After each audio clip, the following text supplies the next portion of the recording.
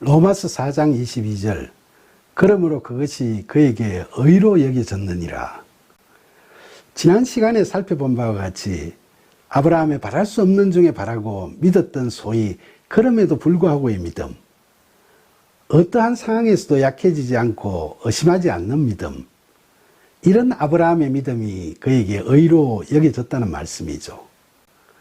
로마서 4장 23절 그에게 의로 여겨졌다 기록된 것은 아브라함만 위한 것이 아니요.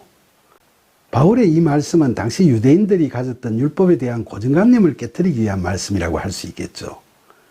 왜냐하면 바울 당시의 유대인들은 아브라함 당시에는 율법이 없었기 때문에 그가 믿음으로 의롭다 여김을 받게 되었다는 바울의 이야기가 틀렸다고 할 수 없었지만 자신들은 입장이 다르다고 생각했던 거죠.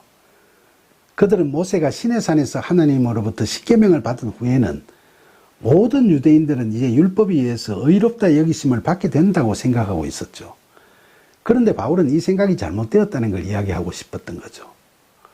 로마서 4장 24절 의로 여기심을 받을 우리도 위함이니 곧 예수 우리 주를 죽은 자 가운데서 살리신 이를 믿는 자니라.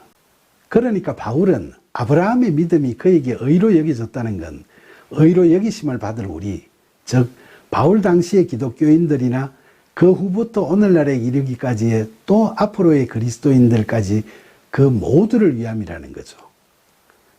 아브라함의 그 믿음처럼 우리 그리스도인들도 하나님께서 우리를 구원하시기 위해 우리의 죄를 대신 짊어지시고 십자가에서 죽으신 예수님을 죽은 자 가운데서 살리셨다는 부활의 복음을 믿는 그 믿음으로 우리는 의롭다 여기심을 받는 거죠.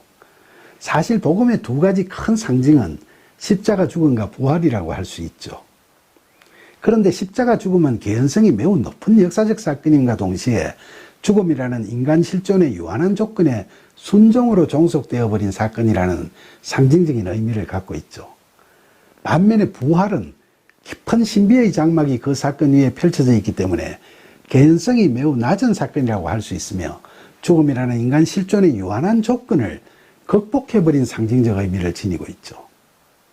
그러니까 십자가 죽음에 대한 믿음과 부활에 대한 믿음 중에서 어느 것이 더 믿기 어려운 믿음이라고 할 수 있을까요?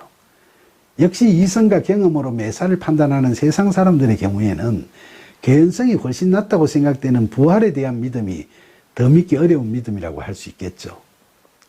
부활에 대한 믿음, 즉 바울이 본절에서 이야기한 것처럼 예수 우리 주를 죽은 자 가운데서 살리신 이를 믿는 그 믿음이 아브라함의 그럼에도 불구하고의 믿음처럼 믿기 어렵지만 믿는 그런 믿음이죠.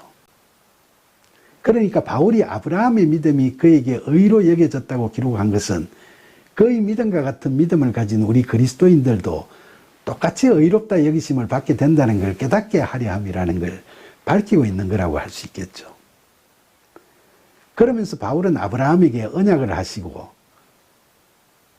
그의 믿음을 의로 여기신 하나님과 예수님을 죽은 자 가운데서 살리신 하나님은 동일하신 하나님이심을 선언하고 있는 겁니다.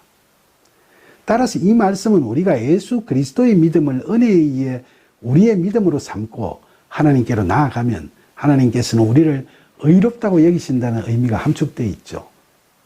로마서 4장 25절 예수는 우리가 범죄한 것 때문에 내줌이 되고 또한 우리를 의롭다 하시기 위하여 살아나셨느니라.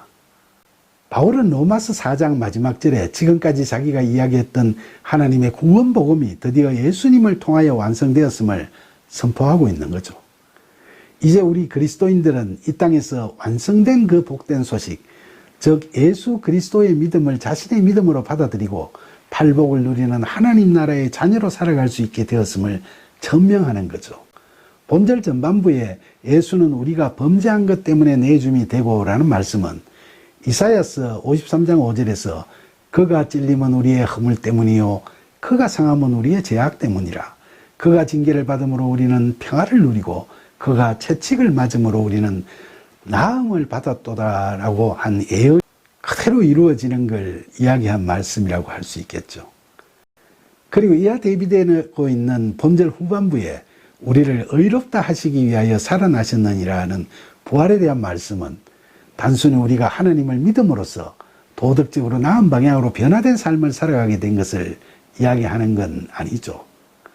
죽은 자가 살아나는 것, 이 부활은 그저 우리의 품성이 개선되고 나아져서 의로워지는 것을 의미하는 것이 아니라 완전히 새 생명을 얻게 되는 걸 상징합니다. 고린도 후서 5장 17절에서 바울은 그런즉 누구든지 그리스도 안에 있으면 새로운 피조물이라 이전 것은 지나갔으니 보라 새 것이 되었도다라고 이야기하죠. 이처럼 부활하셔서 영적으로 현존하시는 그리스도 안에 우리가 거하고 우리 안에 그리스도께서 거하시면 우리는 그리스도의 영의 이끄심을 받는 완전한 새로운 존재가 되는 겁니다.